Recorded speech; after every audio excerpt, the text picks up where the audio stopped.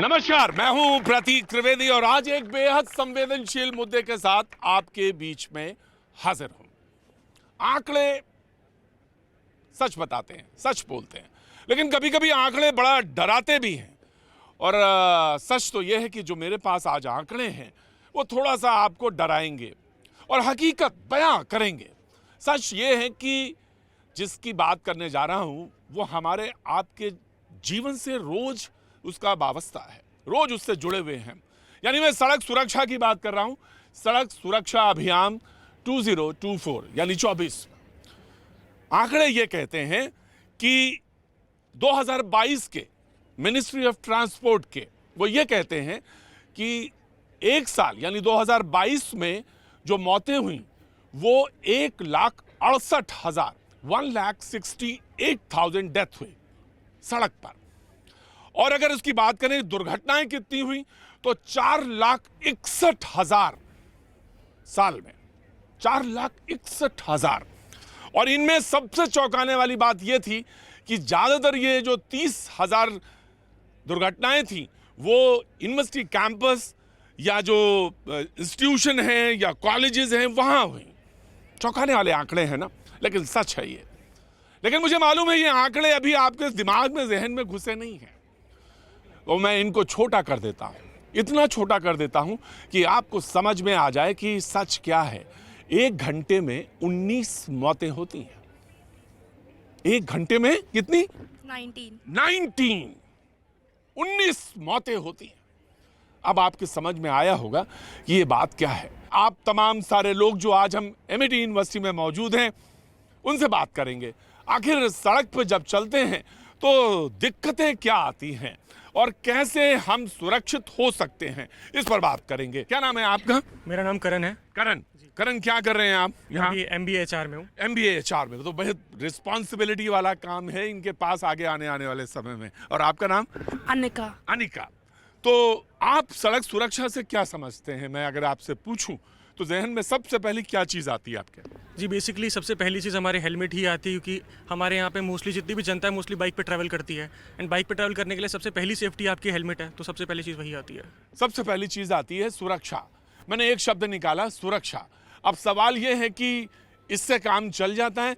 लोग कहते हैं कि भाई दुर्घटना तो अपने से नहीं दूसरे वाले की गलती से भी हो जाती है। मैं बातचीत करूंगा लेकिन हमारे साथ अकेले बातचीत करने के लिए मामला नहीं बनता है।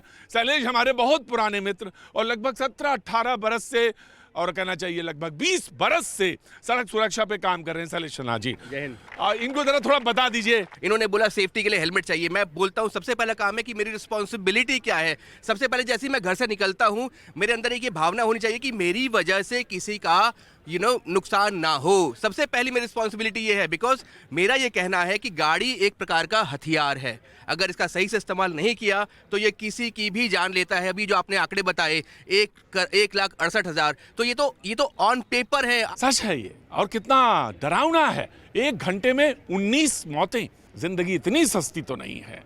मैं जानना चाहता हूं कि आखिर हम कितने गंभीर हैं अपने को लेकर। कुछ कहना है?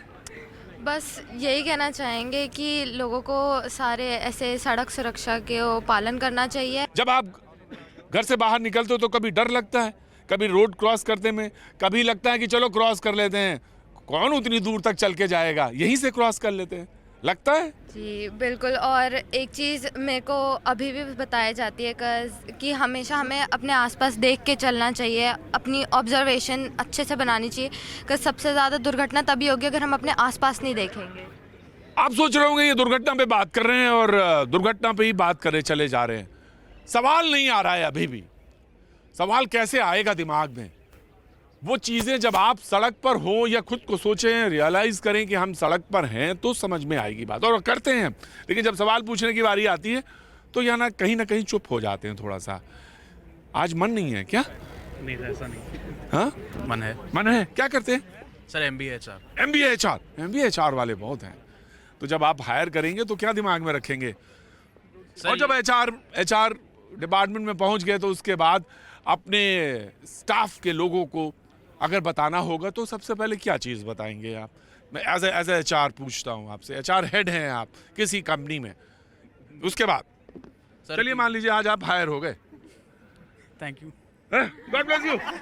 हाँ, क्या बताएंगे सर जिम्मेदार अपनी कंपनी में कैसे रिस्पॉन्सिबिलिटी लाएंगे, क्योंकि उन्होंने शब्द रिस्पॉन्सिबिलिटी का यूज किया पहले। जी सर बेसिकली कंपनी का एक अपना विजन होता है, मिशन होता है, तो मैं वही एम्प्लॉयज़ लूँगा जिनको पता हो और जो समझते हो कि जिम्मेदारी और मान लीजिए वो बहुत टैलेंटेड है, इतना टैलेंटेड है कि आप उसको छोड़ ही नहीं पाएंगे, और फिर कैसे बताएंगे? मान लीजिए वो नहीं लगाता है या हेलमेट नहीं पहन गया, बोलता भूल गया, ये है वो, फिर क्या करेंगे? सर टैलेंटेड है लेकिन गैर जिम्मेदार है, तो फिर कैसे हायर करेंगे सर? फिर ये तो आगे जाके बेड़ा गर्क कर देगा हमारा। बड़े सख्त वाले हैं ये HR। आप क्या करें? मैं BJMC BJMC जर्नलिज्म, राइट। कहाँ से रहने वाले हैं? दिल्ली। दिल्ली के? अच्छा, दिल्ली के लोग अच्छे होते हैं ना, है ना बाबा जी? अच्छे होते हैं। कहाँ के रहने वाले? दिल्ली के ही हैं।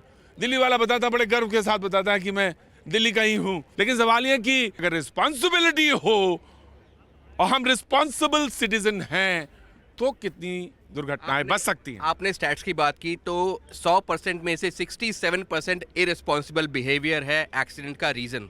दैट सिंपली मीन्स कि एजुकेशन रिस्पॉन्सिबिलिटी मेजर फैक्टर है। जहां मेरे अंदर गैर जिम्मेदाराना हरकत मैंने की सड़क के ऊपर, तो मैं अपना तो नुकसान कर ही रहा हूं, दूसरे का भी पता नहीं क्या। बिकॉज जीवन जाना केवल जीवन जाना नहीं होता, एक सपना खत्म होना होता है। समझिएगा, it's such a sensitive issue. हम लोग इस पर पता नहीं काम क्यों नहीं कर रहे हैं, बात क्यों नहीं कर रहे हैं। इतना उसके साथ 50 लोग जुड़े हैं, उसकी माँ जुड़ी है, भाई जुड़ा है, बहन जुड़ा है, कितने सारे लोग जुड़े हैं, उसके अपने सपने जुड़े हैं, और एक छोटी सी गलती 2 सेकेंड जीवन खत्म, राइट। और केवल ये मृत्यु की बात नहीं कर रहा हूँ, उसके बाद आपने 168 बताया डेथ, उसके बाद जो 2.5 लाख परमानेंट डिसेबिलिटी है उस पर कोई बात नहीं करता। परमानेंट बंदा व्हील चेयर पे आता है, वेजिटेबल बन जाता है, बात नहीं कर सकता, कुछ खाना नहीं खा पाता। मैं तुमको डरा नहीं रहा हूं, मैं तुमको डरा नहीं रहा हूं, मैं तो सिर्फ आंकड़े बता रहा हूं। ये है कि हम वेजिटेबल में तब्दील हो सकते हैं। खतरा कितना बड़ा है। बातचीत बहुत छोटी सी हो रही है लेकिन इसको बहुत बड़ी की जा सकती है। जिंदगी को लंबा करना, कैसे लंबा करना और सुखद बनाना, खूबसूरत बनाना। देहरादून से है ना? वादियों से हैं, पहाड़ों, है ना? क्या नाम है आपका? तेंजिन। ये जो आपकी हंसी है ना, वो बड़ी खूबसूरत है। God bless you, God bless you. जी सर, मुझे लगता है कि अच्छा खाना ना दो, कपड़े ना दो, बट अच्छी शिक्षा ज़रूरी है। और साथ ही मैं एग्री हूँ आपसे। क्या नाम है आपका? निहाल। निहाल, बिल्कुल मैं आपसे, मैं खाना तो जरूरी है, वैसे खाना भी क्यों ना दो, खाना अच्छा मिलना चाहिए, बट शिक्षा ज़रूरी है, क्योंकि वो बहुत जरूरी है तो जहान है। कहाँ के रहने वाले हैं? सर अल्मोड़ा उत्तराखंड। अल्मोड़ा उत्तराखंड, मैं समझ सकता हूँ। तो ये वहीं का सवाल हो सकता था। और मैं इस बात से आपके सवाल को मैं पूरे 100 में 100 नंबर देता हूँ। जी, सवाल आपके कुछ जी आपके दिमाग में है? क्या नाम है आपका? सृष्टि। सृष्टि क्या कर रही है पहले आप तो ये बताइए। सर मैं अपने 2nd ईयर में हूँ, MBA HR में। MBA HR में 2nd ईयर में है जी। यहीं दिल्ली की रहने वाली हैं? नहीं, मैं पुणे की रहने वाली। पुणे के रहने वाले। जी, सवाल आपका? सर मैं ये कहना चाहूँगी कि लोग जल्दीबाजी में क्यों रहते हैं, अपने समय से पहले क्यों नहीं चलते हैं? संयम। मैंने कहा एक शब्द, मैंने आपको 4 शब्द बोले, एक सवाल इन्होंने फिर कहा कि लोग इतनी जल्दबाजी में क्यों रहते हैं। शायद ऐसा हो सकता है कि जल्दबाजी में क्यों रहते हैं, ऐसा क्यों लगता है? आप तो देहरादून से है ना, वहाँ तो कोई ज़्यादा जल्दबाजी में कोई नहीं रहता है। मैंने कहा शहर का एक मिजाज होता है, तो वो आपके शहर में कोई जल्दबाजी नहीं है, आराम से रहते हैं सर, आराम से रहते हैं, लेकिन दुर्घटनाएं वहाँ भी होते हैं। जी, ये जल्दबाजी क्यों है सलेश? ये सवाल ये दिमाग में, मैं आ रहा हूँ पीछे। जी, पुअर टाइम मैनेजमेंट। आपके पास हमेशा एक सेंसिटिव पॉइंट, जो अपने संवेदना की बात की, सेंसिटिव पॉइंट टाइमिंग भी होता है। डिसिप्लिन की हमारे देश में बहुत ज़्यादा कमी है। Discipline process, driving is a process, और एक डिसिप्लिन वाला प्रोसेस है। अगर आप डिसिप्लिन से प्रोसेस को फॉलो करेंगे, कभी ना अपना नुकसान करने वाले हैं ना किसी और का नुकसान करने वाले हैं। तो जो टाइमिंग वाला पार्ट है, बस ये है कि अपने आप को थोड़ा बफर देके चलो ना। प्रॉब्लम किस बात की है? मुझे किसी ने पूछा कि स्कूल जाना आपको अच्छा लगता था? मैंने कहा मुझे तो अच्छा नहीं लगता था, मुझे नहीं अच्छा लगता था स्कूल जाना। लेकिन मैं स्कूल गया, फिर कॉलेज में आया, और फिर कॉलेज के बाद मुझे स्कॉलरशिप मिली तो मैं बाहर चला गया। मैं वहाँ भी रहा, मैंने वहाँ भी देखा। मैंने कई ऐसे मुल्क देखे जो बड़े छोटे से हैं लेकिन वो जानते हैं कि ज़ेब्रा क्रॉसिंग क्या होती है। हम बहुत बड़े मुल्क हैं, बहुत बड़ी तहजीब हैं, लेकिन हमको शायद कभी कभी इस बात का अंदाज़ा नहीं रहता। तो मैं स्कूल की बात कर रहा था। ये आएगा कैसे, जो शैलेश जी ने बोला, डिसिप्लिन कैसे होगा आदमी, वो एक तरीका है और वो है स्कूलिंग। और स्कूलिंग से मतलब है कि आपको सीखना पड़ेगा क्या नाम है? तंजीम इकबाल। तंजीम इकबाल, कहाँ के रहने वाले, कहाँ के बाशिंदे? बिहार से सर। बिहार में कहाँ से? दरभंगा। दरभंगा से। बहुत बहुत स्वागत है आपका, बोलिए। तो सर ये बात हो रही है संवेदनशीलता हाँ। और सहयोग की। हाँ। हम भारतीय बड़े संवेदनशील भी हैं और सहयोग की भावना भी रखते हैं। हाँ। लेकिन मैं ये नहीं कह रहा हूँ, भारत सरकार का डेटा ये कहता है कि जब कोई भी सड़क दुर्घटना होती है उसमें 30% लोग इसलिए मौत के गाल में समा जाते हैं क्योंकि उनको समय पर अस्पताल नहीं पहुँचाया जाता है, फैसिलिटीज़ नहीं है। और लोग चाहते हुए भी इसलिए नहीं पहुंचा सकते हैं क्योंकि पुलिस उसके बाद इतना परेशान करती है कि हालांकि सुप्रीम कोर्ट की ये गाइडलाइन है कि कोई अगर पहुंचाता है तो उसके बाद उसको टॉर्चर नहीं करना है, उससे सवाल नहीं पूछा जाएगा, पूछना जाना चाहिए। उसका काम यहीं तक है कि उसको अस्पताल तक ले जाके जाएगा। तो कई राज्य में वो इनाम के भी हकदार हैं। हाँ। लेकिन फिर भी अभी भी 30% लोग सिर्फ अस्पताल समय पर नहीं पहुंचने की वजह क्या नाम बताया आपने? तंजीम इकबाल। तंजीम इकबाल साहब के लिए बहुत जोरदार क्लैप करिए जरा। आज से कोई 15-17 साल पहले जब मैं इस पे सड़क सुरक्षा पे बात कर रहा था, सड़क सुरक्षा पे बात होती थी, तो ज़्यादातर सवाल मालूम क्या होते थे? लोग कहते थे कि मैं क्यों लेके जाऊं हॉस्पिटल, इतने पुलिस सवाल करेगी, इतने तरह के दरियाफ्त होंगे कि मैं जवाब देते देते परेशान हो जाऊंगा। लेकिन आज कानून कुछ बदला। जहां आपको कोई एक्सीडेंट विक्टिम मिलता है, आप प्लीज उसको उठाएं। गाड़ी आपकी खराब होती है, कोई प्रॉब्लम नहीं, आप किसी की जीवन बचा रहे हैं। पुलिस ना आपसे सवाल पूछेगी, ना हॉस्पिटल आपसे सवाल पूछेगा, राइट? अब आप लोगों को जागरूक होना है। दैट सिंपली मीन्स आपके अंदर एक राष्ट्रीय चरित्र है, नेशनल कैरेक्टर है। अगर नहीं होना है तो दैट सिंपली मीन्स आप केवल me, myself and my life. छोटा सा सवाल उधर से जी। सर मैं ये पूछना चाहता हूँ कि हमारे लाइफ के अंदर अडॉप्शन इतनी नहीं है, सबको एजुकेशन है, सब कुछ है, बट लोग बाग दूसरी चीज़ों को प्रायोरिटाइज कर देते कि हमें पैसे कमाने, हमारे को यहाँ पहुँचना है, और ये छोटी छोटी चीज़ें छोड़ देते। तो अडॉप्शन। क्या नाम है तुम्हारा? सर समय। समय इधर आ गया। तुम्हें ये ऐसे सवाल पूछ सकते हैं, अडॉप्शन नहीं है। मेरे पास गले मिलो, ये सवाल ऐसा वाला है। हाँ, मेरे नजदीक का सवाल था। लोग अपनाना नहीं चाहते। आप कहाँ से हैं? केरला। केरला से? आगे आओ, आगे आओ, जाओ जाओ जाओ जाओ। केरला में कहाँ से? त्रिवेंद्रम। त्रिवेंद्रम से।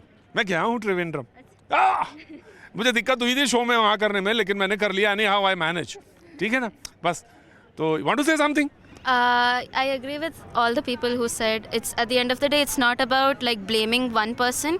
We should be responsible as a government, as people who are driving on the roads, because at the end of the day everyone's life matters. मुझे लगता कि इससे अच्छा कोई समाप्त कर नहीं सकता था, और केरला से तो अच्छा कोई समाप्त कर ही नहीं सकता। God bless you.